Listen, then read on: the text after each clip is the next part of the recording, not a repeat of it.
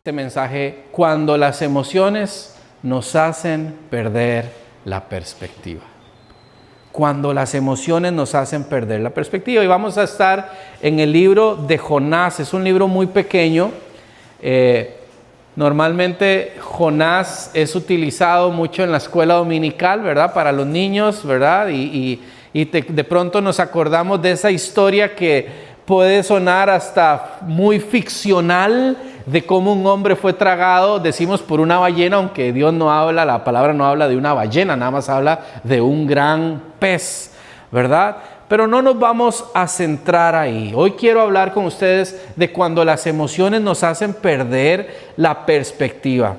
Hermanos y hermanas, las emociones que son mal gestionadas, que son mal manejadas, pueden llevarnos a valorar más nuestras comodidades personales de manera más elevada que las personas que Dios ama. Y quiero empezar preguntando a cada uno de ustedes, ¿alguna vez han estado tan molestos, tan enojados por algo que perdieron de vista, lo que realmente es importante? Yo sí, muchas veces. Tanto que después digo, Dios mío, tanto enojo por eso. Tanto molestia por esa cochinada. Tanto por eso que no valía la pena. ¿Cuántos se han enojado así? Que después dicen, Dios mío, ¿en qué momento me irrité, me molesté tanto? ¿Verdad? Puede ser discutir con un familiar, con tu cónyuge, con papá, con mamá, con tus hijos por algo pequeño. Un desorden en la casa, una ropa mal lavada, unos platos sin lavar ahí en el lavado, una cama mal tendida, una comida mal guardada. Uno que va en la calle, los que van en bicicletas, que van en moto, los que van en carro, alguien que se le atraviese a uno. Y una emoción mal gestionada puede incluso llevarnos a cometer locuras, tonteras, idioteces, por una emoción mal gestionada, hermanos. Hay gente que ha matado a otra persona, que se han matado en la calle. Las noticias, todas las semanas vemos esto. Arruinar, ¿verdad? A veces arruinamos un día por una crítica, por una información mal manejada, ¿verdad? A veces, ¿verdad? Cuando uno se enfoca demasiado en una pérdida material y no logra ver las bendiciones de Dios por otro lado. Bueno, eso fue exactamente lo que le ocurrió a Jonás. Dios acababa de hacer uno de los milagros evangelísticos más grandes de la historia. Una ciudad entera se había arrepentido, pero Jonás estaba más preocupado por su enojo que por la salvación de miles y miles de personas. Y cuando pensamos en esta historia, ¿verdad? Cuando pensamos en Jonás, en el profeta, normalmente pensamos en ese gran pez, como podemos ver en la imagen, ¿verdad? Pero el gran pez no es el centro de la historia. El verdadero protagonista del libro de Jonás es Dios y es su misericordia. Y es la misma misericordia que está para nosotros hoy acá. Pero también es la misma misericordia que Dios tiene para con la gente que está allá afuera. ¿Me siguen hasta acá? Ok. Entonces, el verdadero conflicto, hermanos, en la historia de Jonás no es esa tormenta que arreció en el mar cuando Jonás tomó un barco deliberadamente desobedeciendo a Dios, yéndose a otro lado totalmente distinto, sino era la tormenta que estaba en el corazón de Jonás. Jonás estaba lidiando con un montón de emociones que no gestionó bien. Y usted y yo todos los días tenemos que decidir cómo gestionamos las emociones que hay en nuestro corazón para ver si a través del fruto del Espíritu Santo en nosotros, con el dominio propio que solo viene de Dios, podemos prevalecer. Vean lo que dice Jonás capítulo 1, versículo 1 y 2. Dios le dice: ¿verdad? Palabra del Señor vino a Jonás, hijo de Amitai, y le dijo: levántate y ve a la gran ciudad de Nínive y predica contra ella, porque hasta mí ha llegado la maldad de sus habitantes. Dios le habla a Jonás y le dice: Jonás, levántese donde usted está allá y vaya a Nínive y adviértales que mi juicio va a venir en contra de ellos, porque hasta aquí me llegó el olor de la maldad, de la iniquidad, de la podredumbre de sus acciones. Ahora, ahí Chris nos puso un mapa y ahorita voy a abordar ese mapa, pero para darles un poquito más de contexto y explicar un poquito más esta historia, para que entendamos por qué Jonás estaba tan enojado, tan molesto. ¿Quién era Nínive o qué era Nínive? Bueno, Nínive era la capital del imperio asirio. Los asirios, hermanos y hermanas, tenían fama de ser uno de los pueblos más violentos y crueles del mundo antiguo. Cuando ellos conquistaban otras ciudades, escuche lo que hacían: torturaban a sus prisioneros, desmembraban a las personas, empalaban a las personas públicamente. ¿Usted sabe qué es empalar? Empalar es sembrar un palo y, como si fuera un chuzo de carne, meter a la gente. Era gente cruel. Era gente sanguinaria, era gente que no le importaba el dolor ajeno. Ellos deportaban, en otras palabras, agarraban pueblos enteros, los llevaban cautivos, los desarraigaban de su nación, de sus costumbres, de sus comidas, de sus familias, y gobernaban mediante la táctica del terror. De hecho, hermanos, los registros históricos demuestran que los asirios incluso se jactaban, se enorgullecían del nivel de brutalidad con la que ellos castigaban a los demás pueblos. No eran simplemente unos enemigos políticos de Israel, no, ellos eran una amenaza constante para la supervivencia de la nación de Israel. Entonces imagínese lo que podía sentir un judío como Jonás cuando Dios le dice: levántate y ve a la gran ciudad de Nínive y predica contra ella. Jonás seguramente sentía repudio porque este pueblo pagano había aterrorizado su pueblo durante años y años. Ahora, el problema de Jonás no era el miedo. El problema de Jonás no era el miedo. ¿Verdad? Muchas veces se enseña que Jonás agarró un barco, él estaba en Jope, ¿verdad? Y agarra un barco en Tarsis porque tenía miedo de ir a Nínive y que lo mataran. Ese no era el problema de Jonás. Vean lo que dice Jonás capítulo 4, versículo 2. Y ahorita vamos a ahondar en este pasaje, pero nada más para entender, ¿verdad? Ya para este momento, ya Jonás se había montado en el barco a Tarsis, que estaba muchísimo más lejos de donde Dios le había dicho que tenía que ir, ¿verdad? Dios le dijo a él: vaya a Nínive. ¿Dónde está Nínive? Aquí el punto verde. Y Jonás agarró un barco y se fue exactamente al otro lado de donde Dios le dijo, ¿verdad? Obediencia, pásala, ¿verdad? Es como que estemos aquí y Dios nos diga: vayan a Guapiles, y usted agarre el bus y se vaya para Liberia, una cosa así.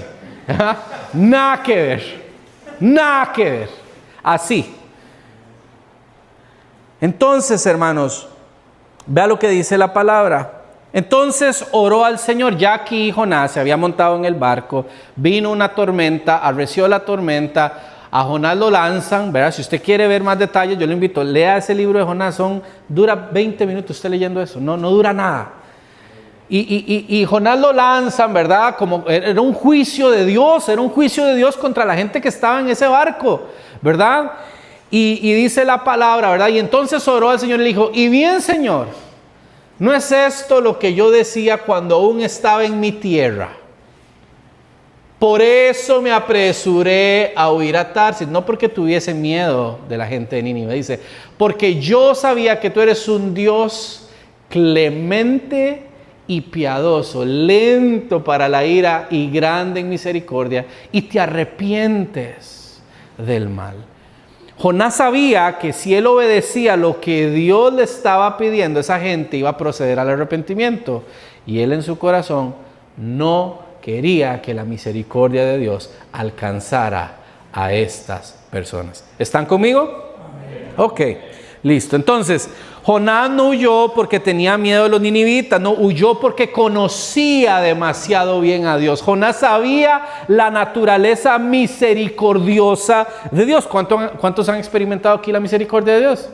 Pues todos, porque si no, no pudiéramos estar acá, ¿verdad? Y se sabía que aquellas personas podían proceder al arrepentimiento. Dios podía y quería perdonarlas, y Él no quería que fuesen perdonadas. Jonás quería justicia, pero Dios quería misericordia. Jonás quería el castigo, pero Dios quería restaurar el corazón de cada una de esas personas en Nínive.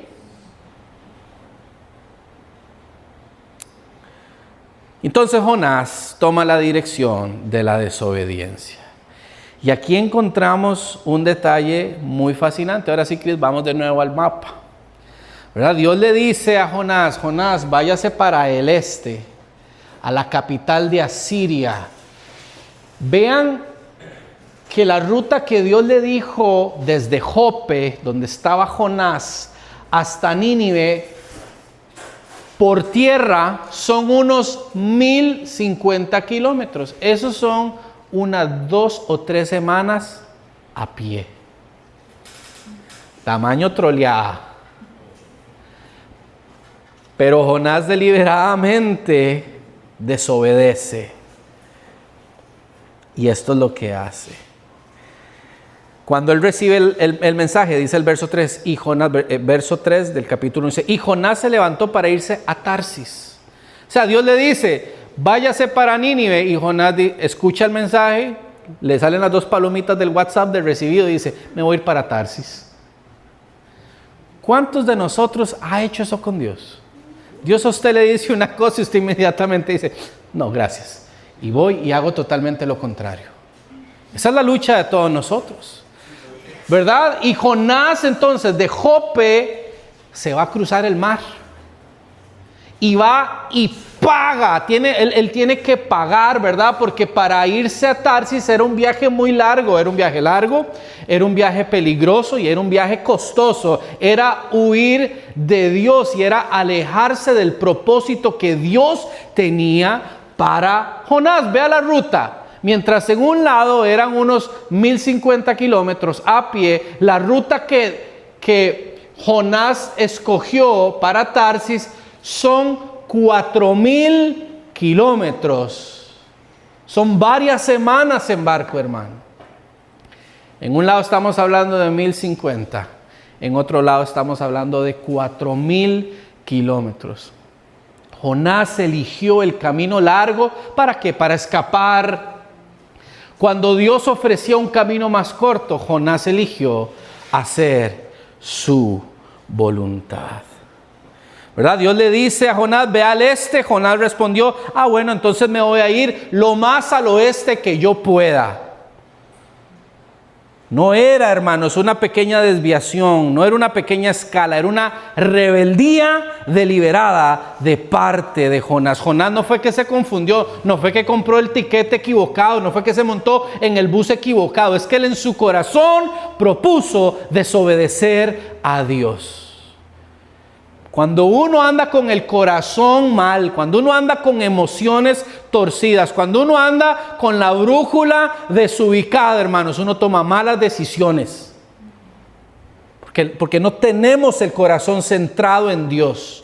Dios nos habla, Dios nos advierte, Dios nos dice, y muchas veces tú y yo decidimos hacer totalmente lo contrario. Claro, había una raíz para su indignación, ya hablamos de esto. El problema de Jonás no era un tema geográfico, era emocional y era espiritual. Su corazón estaba lleno de resentimiento, de prejuicios, de falta de compasión. Jonás no podía soportar la idea que Dios amara a las personas que él consideraba indignas. Lo interesante de esto, hermanos, es que Jonás amaba recibir misericordia de Dios para sí mismo. Él amaba recibir misericordia. Por eso más adelante Jonás ora en el vientre del pez. Vea lo que dice Jonás capítulo 2 versículo 1. Entonces Jonás oró al Señor desde el vientre del pez y le dijo: Señor, en mi angustia te invoqué y tú me oíste. Desde el fondo del abismo clamé a ti y tú escuchaste mi voz. Jonás clama por misericordia a Dios. Él amaba la misericordia para sí, pero él no quería que esa misericordia también se le diera a la gente que había sido ingrata con su pueblo. Él no quería que otros recibieran la misericordia de Dios. Y esta es una lucha muy humana, hermano. Nos encanta la gracia cuando la gracia nos alcanza a nosotros, pero nos cuesta la gracia cuando alcanzan a aquellos que nos han herido. ¿Cuántos de aquí se alegran cuando a la persona que le hizo daño le va bien?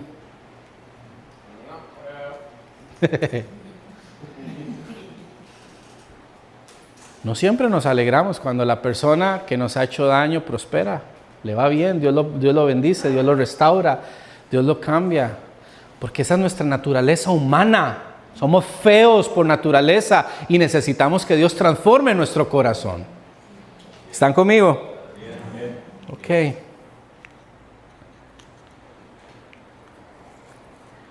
Entonces, hermanos, lo primero, el punto 1 que quiero hablar en este momento es que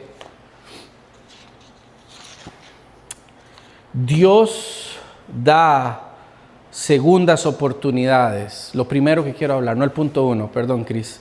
Dios da segundas oportunidades, pero eso no garantiza un corazón transformado. Dios da segundas oportunidades. ¿A cuántos aquí Dios les ha dado segundas oportunidades? Segundas, terceras, cuartas, quintas. Vea, el hecho de que Dios a usted y a mí nos dé una segunda oportunidad no garantiza que usted y yo hayamos cambiado.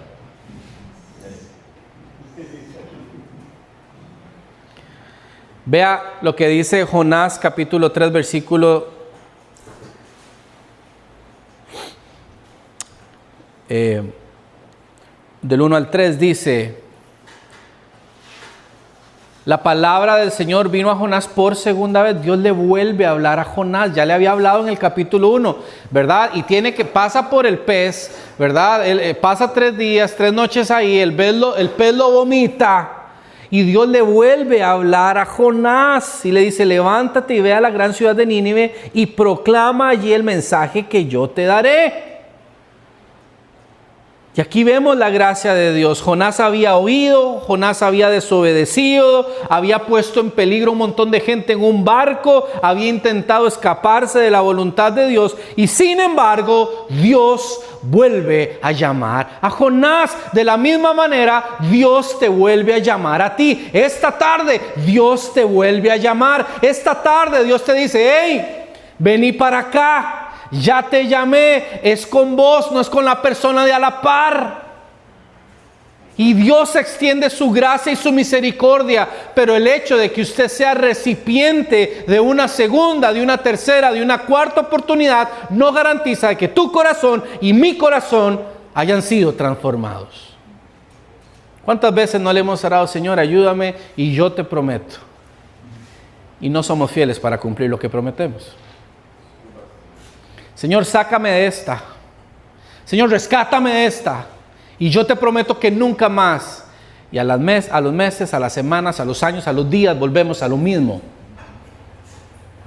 Porque hay una transformación que tiene que suceder en el interior de nuestro corazón. Muchos creen que cuando fallan, Dios ha terminado con ellos, pero la Biblia nos demuestra lo contrario. Y estas son buenas noticias para ti y para mí. Abraham recibió otra oportunidad, Pedro recibió otra oportunidad, el apóstol Marcos recibió otra oportunidad, el mismo Jonás.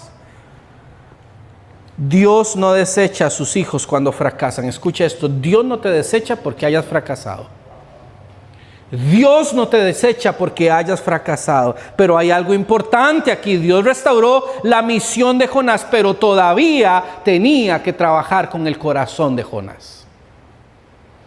De la misma manera, Dios tiene que seguir trabajando con tu corazón y con mi corazón. A veces Dios nos devuelve la labor, el ministerio, pero hay áreas internas en nuestra vida que Dios quiere sanar en cada uno de nosotros. Dios quiere sanarnos. ¿Cuántos quieren ser sanados por Dios? Amén. Todos necesitamos eso. Hermanos, las emociones mal gestionadas. Este es el siguiente punto. Las emociones mal gestionadas revelan problemas más profundos. Vean que en el capítulo 4, donde nos concierne, dice el versículo 1, pero Jonás se quedó disgustado y se enojó. La otra versión dice, pero Jonás se apesadumbró en extremo y se enojó. Y esto es impactante. ¿Qué fue lo que hizo que Jonás se haya quedado tan disgustado y tan enojado? ¿Qué produjo este enojo? Bueno, no fue una tragedia, no fue una injusticia, no fue una pérdida. Fue la misericordia de Dios. Jonás estaba enojado, estaba apesadumbrado porque Dios había sido bueno y misericordioso con la ciudad de Nínive. Jonás no estaba enojado porque Dios hubiese hecho algo malo, estaba enojado porque Dios había sido bueno con personas que él consideraba indignas. Y aquí está la raíz del problema, ya lo dijimos, ¿verdad? Los asirios eran enemigos acérrimos de Israel. Jonás posiblemente tenía heridas, tenía prejuicios, tenía resentimientos. En otra palabra, en otra manera de explicarlo, su enojo no comenzó en Nínive, ya estaba en su corazón. Y las emociones son como la luz del tablero de un carro. Son como la luz de un tablero de una moto, hermanos. No son el problema principal, pero revelan qué es lo que está malo en el carro. Cuando el motor del carro se daña, a uno le aparece una luz. Cuando una llanta se baja, le aparece a uno en la pantallita. Cuando el carro la moto necesita cambio de aceite, ahí le aparece en la pantalla. Lo mismo pasa con nosotros, hermanos. Las emociones son como esas luces. Son esas luces. Y uno tiene que decirse, ¿por qué yo estoy reaccionando así? ¿Por qué me comporto así, verdad? Las emociones a veces revelan, escuche, la ira, por ejemplo, revela orgullo. La amargura revela heridas sin sanar. La crítica constante revela que hay falta de gracia para otras personas. La frustración revela que nuestras expectativas no han sido alcanzadas. Entonces, hermanos, las emociones son mensajeras, no son dueñas. El problema surge, hermanos, cuando permitimos que las emociones nos gobiernen. En el momento en que usted y yo dejamos que las emociones gobiernen nuestro corazón, nuestra voluntad, nuestros pensamientos, estamos listos para la foto. Lo tercero que quiero decir en esta tarde es que cuando las emociones gobiernan, perdemos la perspectiva de Dios. Cuando las emociones gobiernan, hermanos, perdemos la perspectiva de Dios. Vea lo que dice el verso 6 y el verso 8. Dice, Dios el Señor preparó una enredadera para que creciera encima de Jonás y le hiciera sombra sobre su cabeza y le quitara el malestar. O sea, ya para ese momento el hombre estaba listo, estaba terrible, estaba mosqueado. Estaba enojado y Dios en su gracia y misericordia, dice, le prepara una enredadera para que creciera por encima y le hiciera sombra. Imagínese la luna que tenía que haber estado haciendo. Y Jonás con el pisuicas adentro, ¿verdad? Estaba el hombre chiva, estaba el hombre enojado. Y dice la palabra, y le quitará el malestar. Dice, y Jonás se alegró de gran manera por la enredadera. Versículo 7. Pero al día siguiente, al llegar el alba, Dios dispuso que un gusano dañara la enredadera, y ésta se marchitó. Entonces, hermanos, Dios hace crecer una enredadera y Jonás se llena de alegría, se llena de gozo. Vea, dice, el hombre se alegra muchísimo, y de un pronto a otro, ¿verdad? Pasadas unas horas, Dios en su soberana voluntad seca la enredadera, y Jonás se vuelve a enfurecer. Y aquí es donde aparece, hermanos, la gran ironía de este libro, porque Jonás no celebró el arrepentimiento de este pueblo. En ningún momento en estos pasajes podemos ver a un Jonás regocijándose. ¿Usted sabe cuánta gente procedió al arrepentimiento ese día? 120,000 personas. 120,000 gentes procedieron al arrepentimiento ese día. Y Jonás no lo celebró. De hecho, Jonás se enojó. Pero ¿por qué si se alegra Jonás? ¿Por qué fue lo que él se alegró? Por la enredadera, ¿verdad? Que Dios le hizo para taparle la jupa. Por la sombra. ¿Y por qué si se indignó él? Porque se secó.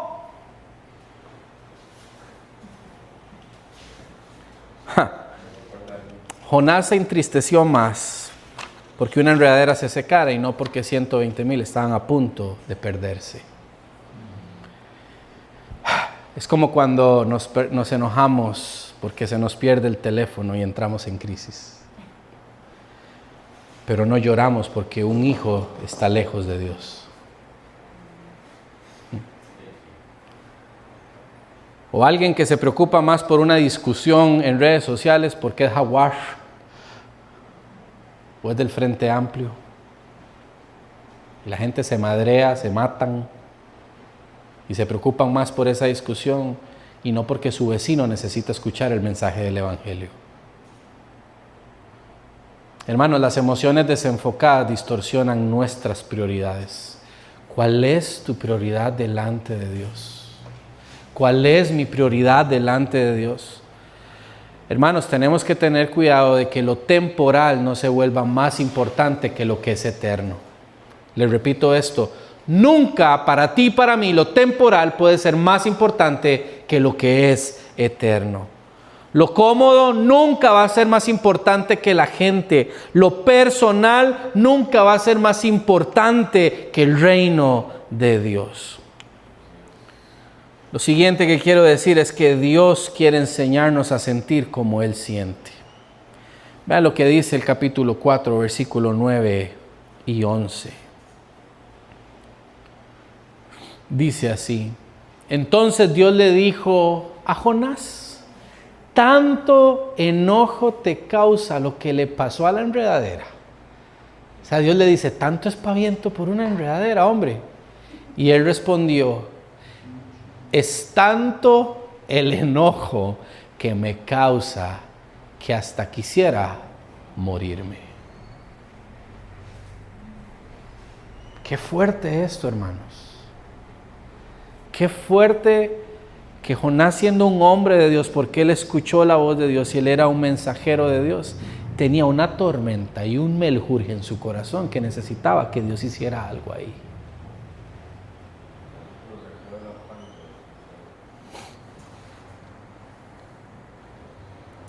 Y Dios contrasta, ¿verdad?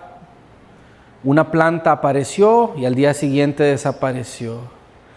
Y una ciudad llena de gente creados a la imagen de Dios que necesitaban escuchar un mensaje de arrepentimiento. ¿Cuál es la lección, hermanos, aquí? Es que Dios estaba intentando corregir la perspectiva emocional de Jonás. Dios no solo quiere cambiar tus acciones, Dios quiere cambiar tus afectos. Dios quiere que ames lo que Él ama. Dios quiere que te duela lo que a Él le duele. Dios quiere que celebres lo que Él celebra. ¿Y sabe qué necesita uno para que eso suceda en el corazón? Un trasplante de corazón.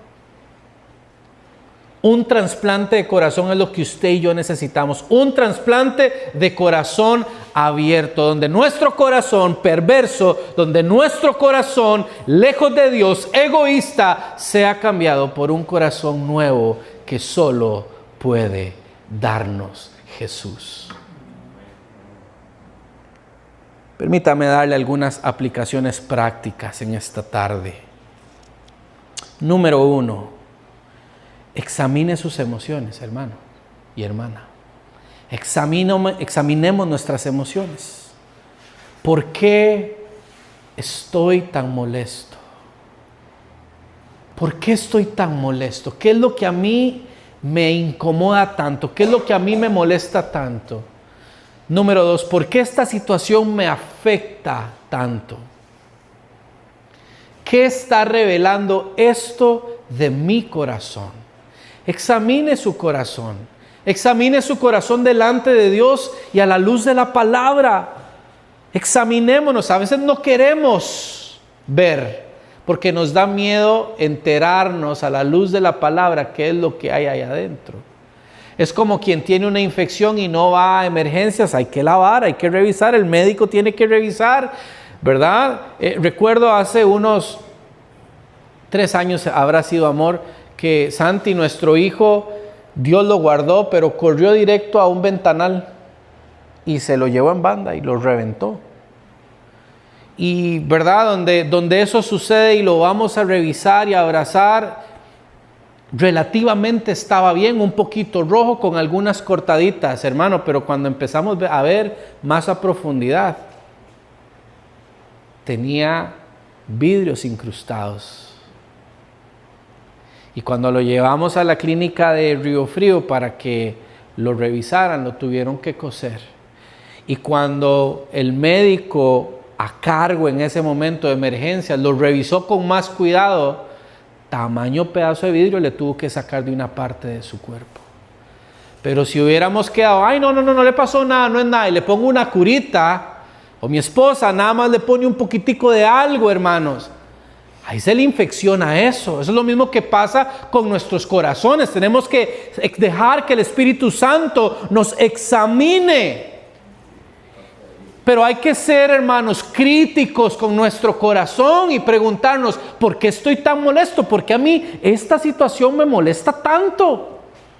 ¿Por qué esta situación a mí me afecta, me entra la bala, me duele, me incomoda? ¿Por qué esta persona a mí me molesta tanto? ¿Qué está revelando eso de mi corazón? Y decirle al Espíritu Santo, háblame, revélame, muéstrame qué está mal en mí, Señor, para que hagas algo. Número 2, hermanos. Número 2. No permita que una emoción momentánea determine decisiones permanentes. Jonás quería morirse por algo que había ocurrido en un solo día. Un día salió la mata, lo cubrió y al final del día se murió. Y ya Jonás quería morirse, dijo, prefiero morirme, Señor, mátame.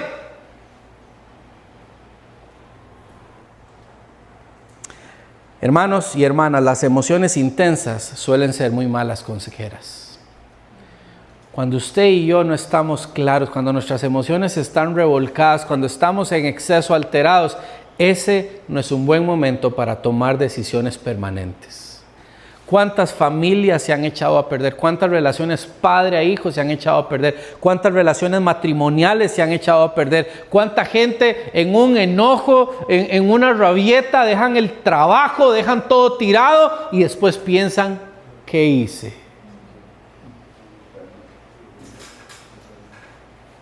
No permita que una emoción momentánea determine decisiones permanentes, hermano. Pida, número 3, pida a Dios, y vamos a orar ahora por esto, hermano, todos aquí, pida a Dios un corazón compasivo. Todos necesitamos un corazón compasivo. ¿Por qué? Porque hay personas con las que nos cuesta relacionarnos. Esa es la verdad. Será un familiar, pueden ser hermanos, padres, suegros, amistades o gente que ya no son amigos, pero que a usted le toca verlos en el trabajo, verlos en algún círculo social, personas que nos hirieron, personas que piensan diferentes a nosotros. Pero yo quiero recordarte que así como Dios a ti te ama, Dios los sigue amando a ellos. Dios les sigue amando a ellos. Y número 4, recuerde que las personas valen más que las cosas. ¿Escuchó eso? Las personas valemos más que las cosas. Tu esposo, tu esposa vale más que un tele. Tu papá, tu mamá vale más que un teléfono. Vale más que una bici, vale más que una moto, vale más que un carro. Escuche lo siguiente, las cosas fueron creadas para usarse, las personas para amarse. Y a veces vivimos al revés, usamos a la gente y amamos a las cosas. Y ese no es el corazón de Dios. Hermanos, la planta por la cual Jonás se enojó en gran manera era algo temporal, pero la gente es eterna. Dios siempre prioriza a las personas por encima de nuestras comodidades. Quiero cerrar en esta tarde diciendo lo siguiente, iglesia. Jonás recibió una segunda oportunidad y cumplió su misión, pero todavía tenía que permitir que Dios transformara su corazón.